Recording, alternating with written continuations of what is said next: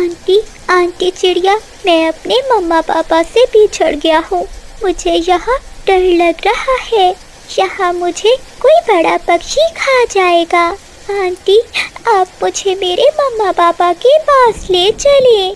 शांत हो जाओ बेटा, आपको कुछ भी नहीं होगा। मैं हूँ ना, आप मुझे बताएं आपका घर कहाँ है। आंटी, मेरा घर अमरूद के पेड़ पर है। अच्छा बेटा, मुझे ये बताओ कि आपका घर किस दिशा में है। आंटी, मैं ये नहीं जानता, मैं तो बारिश में बाहर खेल रहा था। अचानक एक हवा के तेज झोंके से मैं उड़कर न जाने कहाँ पहुँच गया। बेटा, अब तो जंगल में बहुत बारिश है और ऐसी बारिश में तुम्हारा घर ढूंढना बहुत मुश्किल है। मेरा घर यहीं पास है, आप चलो मेरे साथ। जैसे ही बारिश रुकेगी तो मैं आपको आपके घर छोड़ आऊंगी। कोमल चिड़िया कबूतर के बच्चे को लेकर अपने घर चली जाती है। मामा, ये कौन है। मीना बेटी, इसका नाम बबलू है और ये अपने माता पिता से बिछड़ गया है। चुप कर जाओ बबलू, मेरी मम्मा तुम्हें तुम्हारे परिवार से मिला देंगी। हाँ मीना बेटी, बारिश रुकते ही मैं बबलू को उसके घर छोड़ने जाऊंगी। ये लो दाना, आप दोनों मिलकर ये दाना खा लो। फिर वो दोनों बच्चे दाना खाते हैं और बारिश रुकने का इंतजार करते हैं। जैसे ही बारिश रुकती है तो मीना चिड़िया बबलू को लेकर घर से निकलती है। वो जानती थी कि उत्तर की दिशा में एक अमरूद का पेड़ है। जब कोमल चिड़िया उस अमरूद के पेड़ के पास जाकर देखती है तो वहाँ कुछ भी नहीं था। वहीं पास में एक तोता बैठा हुआ था। कोमल चिड़िया तोते से पूछती है, तोते भैया, कुछ दिन पहले मैंने यहाँ एक अमरूद का पेड़ देखा था, लेकिन अब तो यहाँ वो अमरूद का पेड़ नहीं है। हाँ चिड़िया बहन, अमरूद का पेड़ तो था, लेकिन पिछली बारिशों में इतनी तेज हवा थी कि वो जड़ से उखड़ गया। तभी एक पक्षी लकड़हारा उस पेड़ को उठाकर ले गया। यहाँ तो अब कोई भी अमरूद का दूसरा पेड़ नहीं है। तोते भैया, ये छोटा कबूतर का बच्चा अपने माता पिता से बिछड़ गया है। इसका घोंसला अमरूद के पेड़ पर है। क्या आप मुझे बता सकते हैं कि जंगल में दूसरा अमरूद का पेड़ कहाँ है। हाँ चिड़िया, घने जंगल में बड़े पेड़ के पास एक पुराना अमरूद का पेड़ तो है। हो सकता है इसके माता पिता का घोंसला उसी पेड़ पर हो। कोमल चिड़िया तोते का धन्यवाद करती है और बबलू को लेकर वहाँ से उड़ जाती है। जैसे ही कोमल चिड़िया घने जंगल के पास पहुँचती है तो तेज बारिश फिर से शुरू हो जाती है। बबलू, ये तो बहुत बुरा हुआ, बारिश फिर से शुरू हो गई। मुझे आपको आपके घर छोड़कर वापस अपने घर भी जाना है। मीना घर पर अकेली है। आंटी, क्या आप मुझे यहाँ बारिश में छोड़कर चली जाएंगी। मैं तो यहाँ बारिश में मर जाऊँगा। आंटी, मुझे यहाँ बहुत डर लग रहा है, आप मुझे मेरे मामा पापा के पास छोड़ आए। बबलू बेटा, मैं आपका घर ही ढूंढ रही हूँ, लेकिन क्या करें, इतनी तेज बारिश में ना मैं उड़ सकती हूँ और ना आप। हमें इसी पेड़ के नीचे बैठकर बारिश के रुकने का इंतजार करना होगा। कोमल चिड़िया बबलू को लेकर एक बड़े पेड़ के नीचे बैठ जाती है। तभी एक कवि बारिश में भीगती हुई वहाँ आती है। अरे चिड़िया बहन, तुम यहाँ क्या कर रही हो। मैं तो जंगल में मीठा फल ढूंढने आई थी और ये बारिश न जाने फिर से शुरू हो गई। बिजली बहन, देखो, ये छोटा बच्चा अपने माता पिता से बिछड़ गया है। तो क्या चिड़िया बहन, वो कबूतर और कबूतरी इस छोटे बच्चे के माता पिता हैं? ये सुनकर कोमल चिड़िया हैरानी से बिजली कवि से पूछती है, क्या कहा बिजली बहन, आप इसके माता पिता को जानती हो। हाँ चिड़िया बहन, इस बच्चे के माता पिता का घर उस अमरूद के पेड़ पर है जो उल्लुओं के पड़ोस में है। मैं उल्लू की पत्नी से मीठा फल लेने गई थी, तभी पड़ोस में वो कबूतर कबूतरी अपने बच्चे को ढूंढते हुए रो रहे थे। बिजली बहन, क्या आप मुझे भी वहाँ ले जाएंगी। हाँ चिड़िया बहन, क्यों नहीं, लेकिन बारिश तो रुकने दो। वो तीनों उस बड़े पेड़ के नीचे बैठकर बारिश के रुकने का इंतजार करने लगते हैं। काफी देर के बाद बारिश रुक जाती है। बिजली कवि कोमल चिड़िया और बबलू को लेकर वहाँ से उड़ती है। थोड़ी देर में बिजली कवि कोमल चिड़िया और बबलू को उल्लुओं के पड़ोस में अमरूद के पेड़ पर ले जाती है। कबूतर और कबूतरी अपने बेटे को देखकर बहुत खुश हो जाते हैं। मेरा बेटा, मैंने तुम्हें कहाँ नहीं ढूंढा। ऐसा कहते हुए बबली कबूतरी अपने बेटे को गले से लगा लेती है। ये देखकर कोमल चिड़िया को बहुत सुकून मिल रहा था, क्योंकि उसने एक छोटे बच्चे को उसके माता पिता से जो मिलवा दिया था। मम्मा पापा, चिड़िया आंटी ने मेरी बहुत मदद की और मुझे खाने के लिए दाना भी दिया। चिड़िया बहन, तुम्हारा बहुत बहुत धन्यवाद। आपने बहुत बड़ी नेकी की हमारे साथ। हमारा एक ही बेटा है। तेज हवा ने हमारे बेटे को हमसे जुदा कर दिया और आपने हमारी खोई हुई खुशियां हमें वापस लौटा दी। इसलिए ये कुछ मीठे अमरूद आप यहाँ से तोड़कर अपने बच्चों के लिए ले जाएं। हाँ हाँ, 2 अमरूद तो मैं भी लूंगी। मैं ही लेकर आई हूँ चिड़िया को यहाँ। हाँ हाँ कवि बहन, क्यों नहीं, तुम भी अमरूद लेकर जा सकती हो। फिर कोमल चिड़िया और बिजली कवि दोनों अमरूद लेकर वापस अपने अपने घरों को उड़ जाती है। बंटी जी, ये आप क्या कह रहे हैं? आपकी नौकरी चली गई, अब हम क्या करेंगे? कहाँ से खर्चा चलेगा घर का? अभी तो तुम्हारी 2 बहनें भी कुंवारी हैं, उनकी भी शादी करनी पड़ेगी। कैसे होगा ये सब? कोमल, क्या करूं? बादल सेठ ने काम से निकाल दिया, लेकिन तुम चिंता नहीं करो, सब ठीक हो जाएगा।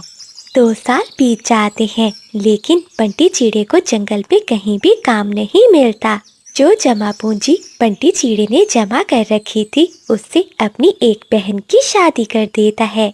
कुछ ही दिनों बाद कोमल चिड़िया एक बेटी को जन्म देती है, जिससे चिड़िया की चिंताएं और भी बढ़ जाती है। बंटी जी, अब हमारी बेटी हो गई है, अपनी इच्छाएं तो मैं मार भी लूं, पर हमारी बेटी की जरूरतें तो पूरी करनी ही पड़ेंगी। मैं जानता हूँ, मैं कोशिश कर रहा हूँ।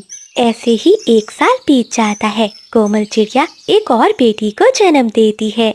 बंटी की माँ अपने बेटे से कहती है, बंटी बेटा, तेरी एक बहन की शादी तो हो गई, लेकिन अभी दूसरी बैठी है, उसका क्या होगा? माँ, हम ये घर बेच देंगे। कुछ दिन हम तिनकों के घोंसले में रह लेंगे। मैं क्या करूं, दिन रात कोशिश में लगा रहता हूं, लेकिन जंगल में कहीं भी काम नहीं मिल रहा। बंटी जी, बहनों के लिए आप ये घर बेच दोगे? हमारी भी 2 बेटियां हैं, फिर हम उनके लिए क्या बेचेंगे? कोमल, जो हमारी बेटियों के भाग्य में होगा वो उन्हें जरूर मिलेगा। देखिए जी, मैं अपनी बेटियों को भूखा नहीं रख सकती। थोड़े से दूध के लिए भी वो तरसती रहती हैं। अगर आप मुझे इजाजत दें तो मैं जंगल के पक्षियों के घरों में काम कर सकती हूँ। नहीं नहीं कोमल, हमारे घर की मम्मा पक्षियाँ बाहर काम नहीं करती। ये सुनकर कोमल चिड़िया उदास हो जाती है। कुछ दिनों बाद बंटी चिड़ा घर बेचकर अपनी दूसरी बहन की शादी भी कर देता है। अब तो रोज कोमल चिड़िया और बंटी चिड़े के बीच में लड़ाई रहने लगती है। एक दिन बंटी चिड़ा काम ना होने की वजह से बहुत दुखी हो जाता है और वो नदी में कूदकर अपनी जान ले लेता है। कोमल चिड़िया के साथ जंगल में काले बादल छाए हुए थे और तेज हवाएं चल रही थीं। बुलबुल उड़ती हुई कबूतर के पास जाती है।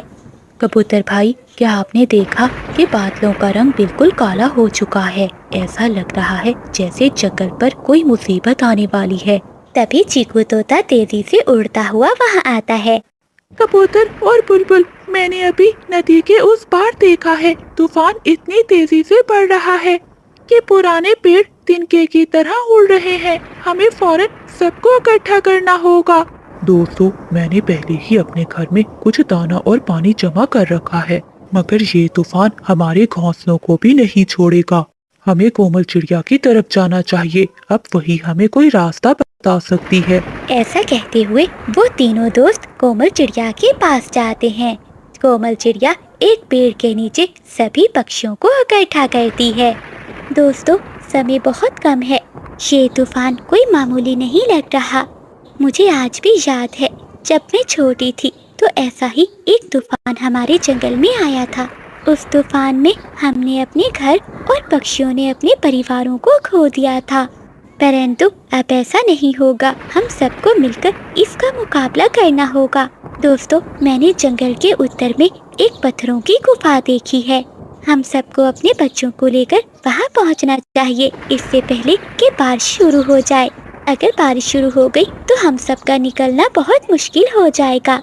दोस्तों, कोमल ठीक कह रही है। मेरे पास कुछ भोजन है जो मैंने पहले जमा किया हुआ था। चलो दोस्तों, हम सब अपना जरूरी सामान और बच्चों को लेकर यहाँ से निकलते हैं। कबूतर ने इतना कहा ही था कि बादल और बिजली वहाँ आ जाते हैं। अरे कोमल बहन, क्या तुम इन छोटे पक्षियों को हमेशा डराती रहती हो? दोस्तों, क्या तुम भूल गए हो कि मैं बादल कौवा हूँ? मैंने अपना घर मजबूत लकड़ियों से बनाया है। इतना दम नहीं किसी तूफान में जो बादल के घर को हिला सके। हाँ हाँ, सही कहा मेरे पति ने। कोमल, तुम तो डरपोक हो, शिकारी को देखकर वहाँ से भाग जाती हो। हम तुम्हारे जैसे डरपोक नहीं हैं। हम तो यहाँ अपने मजबूत घर में रहेंगे। हाँ पक्षियों, अगर तुम में से कोई भी हमारे मजबूत घर में रहना चाहता है तो हमें बदले में भोजन देना होगा। बिजली बहन, जिद और लालच मत करो। तुम और बादल भैया, आप दोनों भी हमारे साथ चले। मम्मा, कोमल आंटी ठीक कह रही हैं। जरा देखिए बादलों को, कितने काले हो गए हैं। हमें भी गुफा में चले जाना चाहिए। जुगनू, चुप कर। तू अगर डरता है तो जा, तू इस चिड़िया के पीछे पीछे चला जा। मगर तेरा पिता बहुत बहादुर है, वो किसी गुफा में नहीं छुपेगा। बादल और बिजली बाकी पक्षियों की बात नहीं मानते। जुगनू का बाकी सभी पक्षियों के साथ चला जाता है। सभी पक्षी अपना अपना सामान बांधकर गुफा की ओर चले जाते हैं। अचानक एक भयंकर गरज के साथ तूफान शुरू हो जाता है। बारिश इतनी तेज थी कि कुछ नजर नहीं आ रहा था। पक्षी तेजी से कोमल चिड़िया के पीछे गुफा की तरफ भागते हैं। बादल और बिजली घर में बैठ जाते हैं। जंगल में तेज बारिश के साथ साथ तेज हवाएं भी चल रही थी। बिजली कभी घबराकर बोलती है, बादल देखो, हमारा पेड़ कितनी जोर से हिल रहा है, कहीं ये गिर न जाए। तुम डर क्यों रही हो बिजली? मैं हूँ ना, मैंने इस घर को मजबूत लकड़ियों से बनाया है। बादल ने इतना कहा ही था कि तूफान का एक बहुत बड़ा झोंका आता है। जिस पेड़ पर बादल और बिजली का घर था वो पेड़ जड़ से ही टूट जाता है। उनका घर तो तिनके की तरह हवा में उड़ जाता है। बादल एक बड़ी टहनी के नीचे दब जाता है। बचाओ, कोई हमें बचाओ, हमारा घर टूट गया। बादल जी इस टहनी के नीचे दबे हुए हैं, कोई निकाले मेरे पति को। परंतु जंगल में कोई भी नहीं था जो उनकी आवाज सुनता। दूसरी ओर गुफा में सभी पक्षी सुरक्षित थे, परंतु जुगनू रो रहा था। क्या हुआ जुगनू बेटा, आप रो क्यों रहे हो? कोमल आंटी, मेरे माता पिता बाहर हैं, वो ऐसी बारिश में जी नहीं पाएंगे। प्लीज आप उन्हें बचा लें। पक्षियों, जुगनू ठीक कह रहा है। बारिश और तूफान बहुत तेज है। ऐसे मौसम में उनका रहना बहुत मुश्किल है। वो जिद्दी तो हैं, लेकिन हमें एक बार उन्हें जाकर देखना चाहिए। ठीक है चिड़िया बहन, मैं भी तुम्हारे साथ चलता हूँ। तो ठीक है, अगर तोता भी जाएगा तो मैं भी जाता हूँ, क्योंकि एकता में ही बरकत है। ऐसा कहते हुए चिड़िया, तोता और कबूतर तीनों पक्षी तूफान का मुकाबला करते हुए वहाँ से निकलते हैं। जब वो उनके घर के पास पहुँचते हैं तो वो देखते हैं बिजली कभी पास बैठी रो रही थी और बादल कौवा टहनी के नीचे दबा हुआ था। बादल भैया, घबराए मत, हम आ गए हैं, हम आपकी मदद करते हैं। ऐसा कहते हुए वो तीनों पक्षी अपनी पूरी ताकत लगाते हैं। बिजली कभी भी मदद करती है। आखिरकार वो सब मिलकर बादल कौवे को उस टहनी से बाहर निकाल लेते हैं। बादल कौवा अब अपने किए पर बहुत शर्मिंदा होता है। उसका एक पंख भी टूट चुका था। कोमल बहन, मुझे माफ कर दो, मेरा तकब्बुर आज मुझे ले डूबा। अगर आज तुम सब ना आते तो न जाने हमारा क्या होता। मैं समझता था कि मेरी ताकत ही सब कुछ है, मगर आज समझ में आया कि असली ताकत तो एकता में है। कोमल बहन, मुझे माफ कर दो, मैंने हमेशा तुम्हें बुरा कहा, मगर आज तुमने मेरे पति की जान बचाई। दोस्तों, जंगल एक परिवार है। यहाँ कोई कौवा या चिड़िया बड़े नहीं हैं। हम सब एक दूसरे के सहारे जिंदा हैं। मुश्किल वक्त हमें ये सिखाने आता है कि एकता में ही बरकत है। ऐसा कहते हुए वो सभी पक्षी बादल और बिजली को भी उसी गुफा में ले जाते हैं। ऐसे ही 2 दिनों तक जंगल में तूफानी बारिशें होती हैं। उन दिनों में वो सभी पक्षी गुफा में ही रहते हैं। जब तूफान थम जाता है तो सभी पक्षी वापस अपने जंगल में लौट आते हैं। जंगल पूरा बर्बाद हो चुका था, मगर सबके चेहरों पर सुकून था। दोस्तों, हमारे घर टूट गए मगर हमारा हौसला नहीं। चलो सब मिलकर दोबारा से बनाते हैं। तोता ठीक कह रहा है बिजली, इस बार हम भी मिलकर सभी पक्षियों के साथ घर बनवाएंगे। हाँ बादल भैया, ये आपने बहुत अच्छी बात की। हम सबको मिलकर काम करना होगा, क्योंकि जब हम एक होते हैं तो बड़े से बड़ा तूफान भी हमारा कुछ नहीं बिगाड़ सकता। फिर सभी पक्षी मिलकर जंगल की सफाई करते हैं और तिनका जमा करके वो अपने घर बनाना शुरू करते हैं। अब वो सभी पक्षी मिलजुल कर रहने लगते हैं। ये वीडियो मुकम्मल तौर पर फर्जी है और सिर्फ तफरीह और तालीमी मकासद के लिए बनाई गई है। इस वीडियो में दिखाए गए तमाम वाक़यात, किरदार और कहानियाँ मुकम्मल तौर पर फर्जी हैं। इनका हकीकी वाक़यात या लोगों से कोई ताल्लुक नहीं। इस वीडियो का मकसद बच्चों को हिफाजत और फैसला साजी करने से आगाह करना है। बराह करम इसे गलत तनाज़ुर में ना लें। जंगल में बहुत तेज बारिश हो रही थी। बिजली कभी अपना छाता लिए जंगल में भोजन ढूंढ रही थी। तभी उसकी नजर एक बूढ़ी फाख्ता पर जाती है, जिसके पास एक मीठा फल था। वो उड़ती हुई बूढ़ी फाख्ता के पास जाकर बैठ जाती है।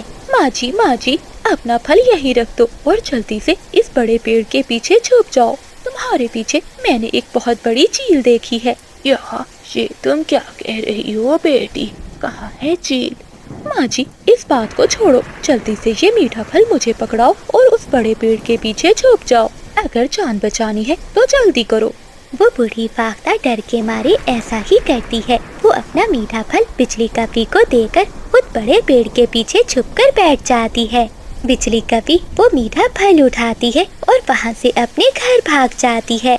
कितना स्वादिष्ट मीठा फल है। आज तो मुफ्त का भोजन खाने का मजा ही आ गया। मुफ्त के भोजन का स्वाद ही अलग है। ऐसी बारिश में भला मुझे और कहाँ से कुछ मिलता। काफी देर तक बूढ़ी फाख्ता उस पेड़ के पीछे ही छुपी रहती है। तभी वहाँ से कोमल चिड़िया गुजरती है। वो बूढ़ी फाख्ता को देखकर वहाँ आती है। माँ जी, क्या हुआ? आप ऐसे पेड़ के पीछे छुपकर क्यों बैठी हैं? क्या आप बारिश से डर रही हैं? चिड़िया की आवाज़ सुनकर बूढ़ी फाख्ता पेड़ के पीछे से बाहर आती है। नहीं चिड़िया बेटी, मैं तो अपना फल लेकर घर जा रही थी। तभी बिजली बेटी ने मुझे बताया कि मेरे पीछे चील आ रही है। डर के मारे मैं इस पेड़ के पीछे छुप गई। परंतु माँ जी, यहाँ तो कोई भी चील नहीं है। वो बिजली की बच्ची ऐसे ही झूठ बोलकर आपका भोजन ले गई होगी। वो हमेशा ऐसा ही करती है। तो इसका मतलब है बिजली ने मुझे उल्लू बना दिया। मैं कई घंटों से इस पेड़ के पीछे छुपी बैठी थी। ऐसा कहते हुए वो बूढ़ी फाख्ता वहाँ से चली जाती है और कोमल चिड़िया अपने घर चली जाती है। अगली सुबह कोमल चिड़िया तोते से मिलती है। चीकू तोता खुद को जंगल का सबसे चालाक तोता मानता था। चिड़िया बहन, बिजली कभी सबको पागल बना लेती है, लेकिन मुझे नहीं। मैं जंगल का सबसे चालाक तोता हूँ। मैं तो कभी उस काली कपी की बातों में नहीं आया और ना ही उसने कभी मेरा दाना लिया है। तोते भैया बचकर रहना, बिजली कपी बड़े बड़ों को उल्लू बना देती है। अभी कल रात बारिश में बिजली कपी ने बूढ़ी फाख्ता का फल लेकर खा लिया। ऐसे चीकू तोता बड़ी बड़ी बातें करता है और अपना भोजन उठाकर वहाँ से नदी की ओर चला जाता है। नदी पर बिजली कपी बैठी हुई थी। आज इस मोटी चोंच वाले का मीठा अमरूद खाने को मन कर रहा है, परंतु मैं इससे कैसे लूं ये मीठा अमरूद। बिजली कभी कुछ सोचती है और तोते से कहती है। तोते भैया, तुम्हारे पंख कितने सुंदर होते जा रहे हैं, कितने नरम और मुलायम है। दूर से ही तुम्हारा हरा हरा रंग चमक रहा है। जरूर तुम कोई क्रीम लगाते हो के मुझे भी बताओ। देखो ना, मेरे पंख कितने काले हैं। मैं भी तुम्हारी तरह सुंदर दिखना चाहती हूँ। नहीं बिजली, मैं कोई क्रीम नहीं लगाता। मेरे पंख तो पहले से ही बहुत सुंदर है। नहीं, तुम झूठ बोलते हो तोते भैया। जरा देखो तो, तुम्हारी चोंच अब कितनी सुंदर लग रही है, चमक रही है, बिल्कुल लाल टमाटर की तरह। जरा नदी के पानी में तो देखो खुद को, कितने सुंदर लग रहे हो, फिर ही तुम्हें पता चलेगा। बिजली के कहने पर चीकू तोता खुद को पानी में देखता है और अपने आप को देखकर वो बहुत खुश हो जाता है। हाँ बिजली, तुम सच कह रही हो। अरे वाह, मैं तो पहले से भी ज्यादा सुंदर दिख रहा हूँ। तोते भैया, मैं जानती हूँ एक सुंदर तोती को, वो पहाड़ों पर रहती है। वो किसी सुंदर तोते को ढूंढ रही थी। क्या तुम उससे मिलना चाहते हो? सुंदर तोती का सुनकर तोता तो बहुत खुश हो जाता है। हाँ हाँ बिजली, मैं मिलना चाहता हूँ उस तोती से। वो तोती मुझे देखकर बहुत खुश होगी क्योंकि मैं जंगल का सबसे सुंदर तोता हूँ। तो ठीक है तोते भैया, लाओ ये मीठा अमरूद मुझे दे दो, फिर मैं तुम्हें उस सुंदर तोती के पास ले जाती हूँ। तोता खुशी में वो अमरूद बिजली कपी को दे देता है। बिजली कपी तोते का वो अमरूद खा लेती है। चलो तोते भैया, अब मैं तुम्हें उस सुंदर तोती से मिलवाती हूँ। ऐसा कहते हुए बिजली कपी तोते को अपने साथ लेकर घने जंगल में से होते हुए पहाड़ों के पास पहुँच जाती है। बिजली, ये क्या, यहाँ तो कोई भी सुंदर तोती नहीं है। क्या तुमने मुझसे झूठ बोला था? तुमने मेरा मीठा अमरूद क्यों खाया? मेरे सुंदर तोते भैया, इतना गुस्सा मत करो, मैंने झूठ नहीं बोला था। लगता है अब वो तोती चली गई होगी। ऐसा करना, तुम कल आ जाना।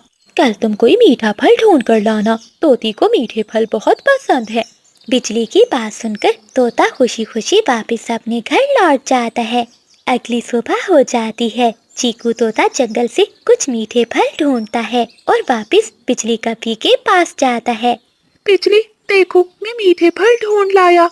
चलो अब मुझे उस सुंदर तोती से मिलवा दो। अरे तोते भैया, इतने उतावले क्यों हो रहे हो? वो सामने बड़ा पेड़ है ना, उसके पीछे बैठी है वो सुंदर तोती और तुम्हारा इंतजार कर रही है। जाओ जाकर देख लो। जैसे ही तोता उस पेड़ के पीछे जाता है तो पीछे से बिजली कपी वो मीठे फल लेकर वहाँ से भाग जाती है। भाग गई वो काली कपी, मेरे मीठे फल लेकर भाग गई।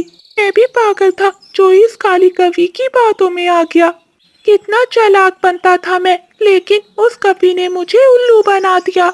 ऐसा कहते हुए चीकू तोता उदास होकर वापस अपने घर चला जाता है। मोटी बुलबुल मौसी, थोड़ी स्मार्ट हो जाओ, वरना तुम्हारे लिए उड़ना बहुत मुश्किल हो जाएगा। क्या करूं कभी, मैं तो रोज का एक दाना ही खाती हूँ। न जाने फिर भी मेरा वजन बढ़ता ही जा रहा है। अरे अरे मौसी, चिंता क्यों करती हो? मैं तुम्हारा वजन कम कर सकती हूँ। बदले में मुझे मीठे फल लाकर देने होंगे। क्या सच में बिजली, मेरा वजन कम हो जाएगा? क्या मैं भी तुम्हारी तरह स्मार्ट हो जाऊंगी? हाँ हाँ, क्यों नहीं। जल्दी से जाकर जंगल से मेरे लिए मीठे फल लेकर मेरे घर आ जाओ। बिजली की बात सुनकर बुलबुल मौसी पूरे जंगल में उड़ती है और वो मीठे फल ढूंढकर बिजली कपी के पास जाती है। बिजली, ये देखो मैं मीठे फल ले आई। अब जल्दी से मुझे वो दवा दे दो जिससे मैं भी दुबली पतली हो जाऊं। हाँ हाँ बुलबुल, तुम ये मीठे फल यहीं रख दो, मैं तुम्हारे लिए दवा तैयार कर दूंगी। परंतु हाँ, कल आते हुए भी मीठे फल लेती आना। अगली सुबह बुलबुल मौसी एक फलों की टोकरी भरती है और बिजली कपी के घर की ओर उड़ती है। तभी रास्ते में उसे चिड़िया रोक लेती है। अरे बुलबुल मौसी, इतने सारे मीठे फल ये आप कहाँ लेकर जा रही हैं? चिड़िया बहन, तुमसे अब क्या छुपाना, ये मीठे फल मैं बिजली के लिए लेकर जा रही हूँ। वो मुझे दुबला पतला करने की दवा दे रही है। उसी ने मुझसे ये मीठे फल मांगे हैं। अरे मौसी, ये आप क्या करने जा रही हैं? क्या आप नहीं जानती वो कभी कैसे पक्षियों को उल्लू बनाती है? उसने कल तोते को भी उल्लू बनाया था। आज वो आपके साथ ऐसा कर रही है। चिड़िया, ये तुम क्या कह रही हो? मैं तो कल भी उसके लिए मीठा फल लेकर गई थी। इसका मतलब वो मुझे भी पागल बना रही है। अगले दिन बिजली कभी उड़ती हुई जा रही थी कि उसे रास्ते में कबूतर बैठा दिखाई देता है। कबूतर मीठा आम खा रहा था। कबूतर भैया, मैंने आज ही एक जादू सीखा है। तुम अपनी सुंदर आंखें बंद करो, देखना तुम्हारा ये एक आम 2 आमों में बदल जाएगा। बिजली की बात सुनकर कबूतर हैरान हो जाता है। अच्छा, तो क्या सच में तुम जादू कर सकती हो? तो ठीक है, मैं अभी अपनी आंखें बंद करता हूँ। ऐसा कहते हुए कबूतर अपनी आंखें बंद करता है। बिजली कभी वो आम लेकर भागने ही वाली थी कि पीछे से तोता और चिड़िया आ जाते हैं। काली कपी, आज तुझे जादू मैं दिखाता हूँ। कबूतर, आंखें खोलो। ये कपी तुम्हारा आम चुरा कर भागने वाली है। कबूतर अपनी आंखें खोलता है। फिर सभी पक्षी मिलकर बिजली कपी को पकड़ लेते हैं और वो बिजली कपी की खूब पिटाई करते हैं। ऐसे बिजली कपी को अपने किए की सजा मिल जाती है।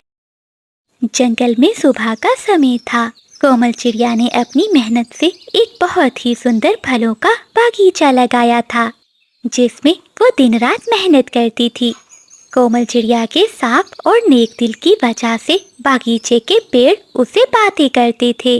कोमल बेटी, तुम्हारे बिना तो हमारा मन ही नहीं लगता, जल्दी से हमें पानी दे दो। हाँ हाँ मेरे दोस्तों, मैं अभी सबको पानी देती हूँ। तुम सब ही तो मेरे जीने की वजह हो।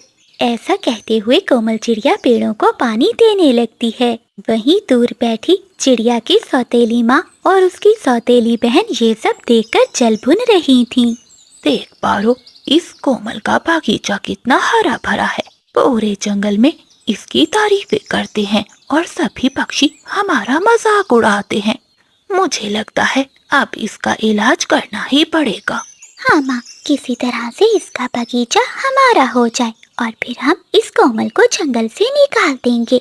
वो दोनों बैठी ऐसे बातें कर ही रही थी कि तभी महाराज तोते के सिपाही आते हैं। चिड़िया, तोते महाराज ने कल अपने दरबार में दावत रखी है और उन्होंने खास तौर पर हमें तुम्हारे पास भेजा है कि कल की दावत में तुम्हारे बागीचे के मीठे फल ही आएंगे। ठीक है उल्लू सिपाही, अगर महाराज ने कहा है तो कल मैं फल लेकर आ जाऊंगी। ये सुनकर चिड़िया की सौतेली माँ और उसकी सौतेली बहन और भी गुस्से में आ जाती है। रात होते ही चिड़िया की सौतेली माँ और उसकी बहन घर से निकलती हैं। वो एक अंधेरी गुफा में कफे तांत्रिक के पास जाती हैं। आओ आओ सावित्री मौसी, मैं सब जानता हूँ। तुम उस चिड़िया को नीचा दिखाना चाहती हो तो ये लो, ये जादुई नींद का पानी है। इस पानी को कोमल के बागीचे में छिड़क दो, सारे फल कड़वे हो जाएंगे और जो भी इन्हें खाएगा वो गहरी नींद में सो जाएगा और फिर कोमल मुसीबत में फंस जाएगी। अरे वाह कफे तांत्रिक, तुम बहुत महान हो। चिंता नहीं करो, तुम्हें तुम्हारा हिस्सा मिल जाएगा। ऐसा कहते हुए चिड़िया की सौतेली माँ और उसकी बहन वो पानी लेती हैं और वहाँ से सीधा कोमल चिड़िया के बागीचे में जाती हैं। वो सभी पेड़ों पर जादुई पानी डाल देती हैं। अगली सुबह हो जाती है। जब कोमल चिड़िया अपने बागीचे में जाकर देखती है तो सभी पेड़ थोड़े मुरझाए हुए थे, पर उन पर लगे फल अभी भी ताज़ा लग रहे थे। वो अनजाने में वही फल टोकरी में भरकर तोते महाराज के दरबार में ले जाती है। अरे वाह कोमल चिड़िया, तुम्हारे फलों की महक तो बहुत अच्छी है। चलो सभी पक्षी मिलकर इन्हें खाते हैं। महाराज के ऐसा कहते ही सभी पक्षी वो मीठे फल खाने लगते हैं। जैसे ही महाराज और बाकी पक्षी वो फल खाते हैं तो जादुई नींद के असर से वो सभी वहीं सो जाते हैं। अरे ये सब क्या है? ये सब फल खाते ही ऐसे सो क्यों गए हैं? लगता है इन फलों में कुछ था। ऐसा सोचते हुए कोमल चिड़िया बुलबुल डॉक्टर को बुला कर लाती है। बुलबुल सभी पक्षियों को दवा देती है। काफी देर बाद महाराज को होश आ जाता है। कोमल चिड़िया, ये सब तुम्हारी वजह से हुआ है। तुम्हारे फल कड़वे थे, न जाने तुमने उसमें क्या मिलाया था। सिपाहियों, पकड़ लो इस चिड़िया को और लकड़ी के पिंजरे में बंद कर दो। तोते महाराज जी, मुझे माफ कर दीजिए, मैं नहीं जानती कि ये सब कैसे हो गया। सिपाही चिड़िया की एक बात भी नहीं सुनते और उसे कैद कर लेते हैं। चिड़िया रोने लगती है। जब कबूतर को पता चलता है तो कबूतर उड़ता हुआ कोमल चिड़िया के बागीचे में आता है। अरे ये कोमल बहन के बागीचे के पेड़ सूख क्यों रहे हैं? मुझे इन्हें नदी का पानी देना होगा। ऐसा सोचते हुए कबूतर जल्दी से जाता है और नदी से साफ पानी लाता है। वो सभी पेड़ों को पानी देता है। पानी देते ही एक जादुई रोशनी फैलती है और पेड़ दोबारा बोलने लगते हैं। कबूतर जाओ और कोमल को बचाओ, कोमल बेकसूर है। रात को इसकी सौतेली माँ और बहन ने कफे तांत्रिक के साथ मिलकर जादुई पानी हम पर डाला था ताकि दरबार में कोमल की बदनामी हो और उसे इस जंगल से निकाल दिया जाए। पेड़ की बात सुनकर कबूतर तेजी से उड़ता हुआ दरबार में जाता है और वो तोते महाराज को सारी बात बताता है। अच्छा तो ये बात है। सिपाहियों जाओ और जल्दी से चिड़िया की सौतेली माँ, बहन और कफे को पकड़ कर लाओ। महाराज के आदेश पर सिपाही तुरंत वहाँ से जाते हैं और वो उन्हें पकड़कर दरबार में पेश करते हैं। महाराज, यही है वो असली मुजरिम जिन्होंने मासूम कोमल को फंसाया था। क्यों, बताओ, क्या कबूतर ठीक कह रहा है? अगर झूठ बोला तो मैं तुम्हें हमेशा के लिए काल कोठरी में बंद कर दूंगा। तोते महाराज से डरकर वो सब अपना जुर्म कबूल कर लेते हैं। तुमने एक मासूम चिड़िया को फंसाया और पूरे दरबार की जान खतरे में डाली। मैं तुम तीनों को अपने जंगल से बाहर निकालने की सजा देता हूँ। फिर चिड़िया की सौतेली माँ, उसकी बहन और कफे तांत्रिक को जंगल से भगा दिया जाता है। महाराज तोता कोमल चिड़िया को रिहा कर देता है और ढेर सारे इनाम देता है। चिड़िया, मुझे माफ कर दो, मैंने सच्चाई जाने बिना ही तुम्हें दोषी ठहराया। महाराज जी, इसमें आपकी कोई गलती नहीं। मेरी माँ मेरे खिलाफ ऐसी साजिश कर सकती है, ये मैं नहीं जानती थी। फिर कोमल चिड़िया कबूतर भैया के साथ अपने हरे भरे बागीचे में वापस आती है, जहाँ चिड़िया के बागीचे के पेड़ पौधे खुशी से गीत गाते हैं। कोमल चिड़िया अब हमेशा के लिए सुकून से रहने लगती है। जंगल का मौसम बहुत खराब था। आसमान पर काले बादल छाए हुए थे। कोमल चिड़िया अपने टूटे हुए घोंसले में अपनी बेटी मीना के साथ बैठी थी। मीना को बहुत तेज बुखार था।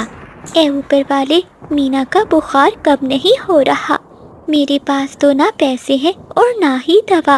अब मैं क्या करूं? तभी बुलबुल उड़ती हुई वहां आती है। कोमल बहन, मैं उल्लू के घर से होकर आ रही हूँ, लेकिन उल्लू वैद अपने घर पर नहीं है। उसके दरवाजे पर ताला लगा हुआ है। बुलबुल बहन, अब मैं क्या करूं? मीना का बुखार तो उतर ही नहीं रहा। कोमल बहन, चिंता मत करो। मैंने सुना है कि पुराने पेड़ के पीछे एक शिफा वाला पेड़ है। अगर मीना उस पेड़ का फल खाएगी तो ये ठीक हो जाएगी।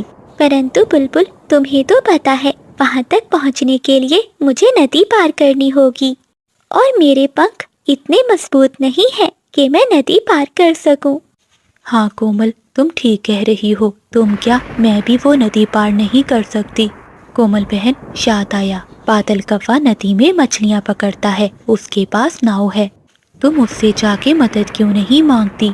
हो सकता है कि वो नदी पार कराने में तुम्हारी मदद करे। हाँ बुलबुल, तुम ठीक कह रही हो। तुम मीना के पास बैठो, मैं चाहती हूँ। ऐसा कहते हुए कोमल चिड़िया अपने घर से निकलती है। वो नदी के किनारे जाती है, जहाँ बादल कौवा अपनी बड़ी नाव में मछलियाँ पकड़ रहा था। कबूतर वहीं बैठा कौवे से मछलियाँ खरीद रहा था।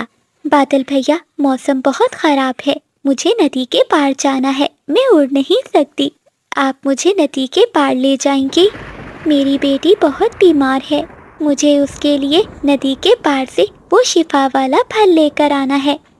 अरे चिड़िया, ये मेरा मछली बेचने का समय है, मैं मछलियाँ बेच रहा हूँ। हाँ, अगर तुम्हें मेरी नाव पर जाना है तो मुझे पहले 500 सिक्के देने होंगे। क्या बादल भैया, 500 सिक्के मैं कहाँ से लाऊंगी?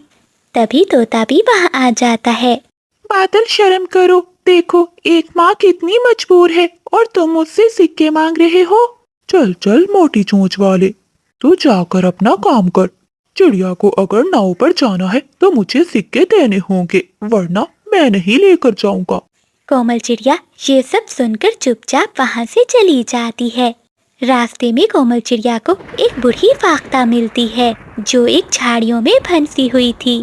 बेटी, क्या तुम मेरी मदद करोगी? मैं 2 दिनों से इन झाड़ियों में फंस गई हूँ, परंतु कोई पक्षी भी मेरी मदद को नहीं आ रहा। अब तुम ही हो जो मुझे यहाँ से बचा सकती हो, मुझे बचा लो। जी माँ जी, मैं अभी आपको इन झाड़ियों से निकालती हूँ। ऐसा कहते हुए कोमल चिड़िया उस बूढ़ी फाख्ता को झाड़ियों से निकालती है। बेटी, तुम्हारा बहुत बहुत धन्यवाद मुझे यहाँ से निकालने के लिए। मैं कई दिनों से भूखी हूँ, क्या तुम्हारे पास कुछ खाने को है? कोमल चिड़िया मन में सोचती है, मेरे पास तो सिर्फ ये एक रोटी का छोटा सा टुकड़ा है जो मुझे रास्ते से मिला था। मैं ये रोटी मीना के लिए लेकर जा रही थी, लगता है माँ जी को इसकी ज्यादा जरूरत है। ऐसा सोचते हुए कोमल चिड़िया वो रोटी का टुकड़ा बूढ़ी फाख्ता को दे देती है। बूढ़ी फाख्ता वो रोटी का टुकड़ा खा जाती है और चिड़िया से कहती है, बेटी, तुमने मुझे अपने हिस्से का भोजन दिया, मैं भी तुम्हें कुछ देना चाहती हूँ। ये लो बेटी, इस पोटली में सुनहरा बीज है। ये कोई मामूली बीज नहीं बल्कि जादुई बीज है। इसे अपने आंगन में डुबा देना, ये तुम्हारी हर जरूरत पूरी करेगा। ऐसा कहते हुए वो बूढ़ी फाख्ता वहाँ से गायब हो जाती है। अरे ये माँ जी कहाँ चली गई? तभी बारिश शुरू हो जाती है। जल्दी से घर जाना होगा वरना मेरे पंख भीग जाएंगे। ऐसा कहते हुए कोमल चिड़िया अपने घर की ओर उड़ती है। वो घर आकर बुलबुल को सारी बात बताती है। बुलबुल और कोमल चिड़िया बारिश में वो बीज बो देती हैं। सारी रात जंगल में बारिश होती रहती है। अगली सुबह जब बारिश रुकती है तो बुलबुल कोमल चिड़िया को आवाज देती है। कोमल, कोमल बहन, जल्दी बाहर आओ, देखो। जब कोमल चिड़िया बाहर आती है तो वो देखती है वहाँ एक सुनहरा पेड़ उगा हुआ था जिस पर सुनहरे रंग के फल लगे हुए थे। उन फलों में से कुछ फल सोने के थे। अरे वाह कोमल, देखो तुम्हारी नेकी रायका नहीं गई। लगता है वो बूढ़ी फाख्ता कोई परी थी। अब जल्दी से ये फल मीना को दे दो, वो ठीक हो जाएगी। ऐसा कहते हुए कोमल चिड़िया एक फल तोड़कर अपनी बेटी को देती है। थोड़ी ही देर बाद मीना का बुखार ठीक हो जाता है और वो अपने घोंसले से उड़ जाती है। बादल और बिजली को जब पता चलता है तो वो चिड़िया के आंगन में आते हैं। बादल, देखो चिड़िया के पास कैसा पेड़ है जिस पर सोने के फल लगे हैं। हमें रात के अंधेरे में ये सोने के फल चुराने होंगे। हाँ बिजली, तुम ठीक कह रही हो। रात होने दो, हम ये सारे सोने के फल चुरा लेंगे। ऐसा कहते हुए वो कौवे वहाँ से चले जाते हैं और रात होने का इंतजार करते हैं। जैसे ही रात होती है तो वो कौवे चिड़िया के आंगन में पहुँचते हैं। बिजली, मैं इस पेड़ को काटकर सारे सोने के फल ले लेता हूँ और फिर कबूतर को बेचकर हम अमीर बन जाएंगे। जैसे ही बादल कौवा कुल्हाड़ी मारने लगता है तो पेड़ अपनी शाखों से बादल कौवे को उल्टा लटका देता है। बिजली, बचाओ, मुझे बचाओ, इस पेड़ ने मुझे पकड़ लिया है। बादल, मैं कैसे बचाऊं? अगर मैं भी पास आई तो ये मुझे भी पकड़ लेगा। मैं तो जा रही हूँ। नहीं बिजली, तुम्हारा ही आइडिया था, अब मुझे बचाओ। शोर की आवाजें सुनकर जंगल के सभी पक्षी वहाँ आ जाते हैं। अरे कबो, तुम यहाँ? लगता है चिड़िया बहन बादल को उसके किए की सजा दी है पेड़ ने। हाँ चिड़िया बहन, मुझे माफ कर दो। मैं तुम्हारे ये फल चुराने आया था लेकिन इस पेड़ ने मुझे ही उल्टा लटका दिया। फिर कोमल चिड़िया बादल कौवे को आजाद करवाती है। बादल भैया, सोना पेड़ों पर नहीं नेकी में होता है। अगर आपने मेरी मदद की होती तो आज आप भी खुश होते।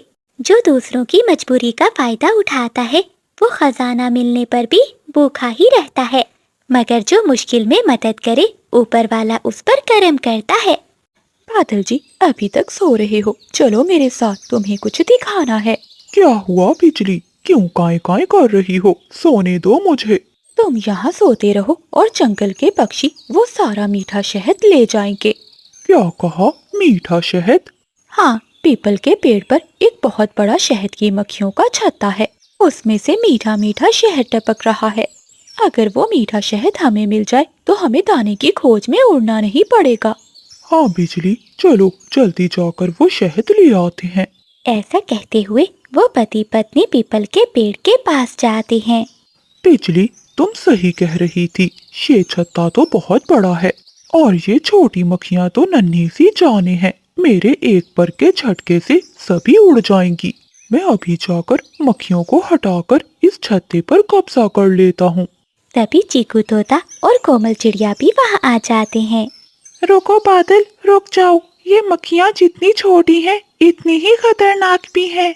ये छत्ता इनका घर है, वो अपनी मेहनत की कमाई किसी को नहीं लेने देंगी। बेहतर यही होगा कि तुम नदी के पास जाकर गिरे हुए अमरूद खा लो। अरे मोटी चोंच वाले, तू तो डरता है, तू ही जाकर वो कड़वे अमरूद खा। मैं और बिजली तो आज इस मीठे शहद का ही नाश्ता करेंगे। बादल भैया रुक जाइए, तोता ठीक कह रहा है, शहद मीठा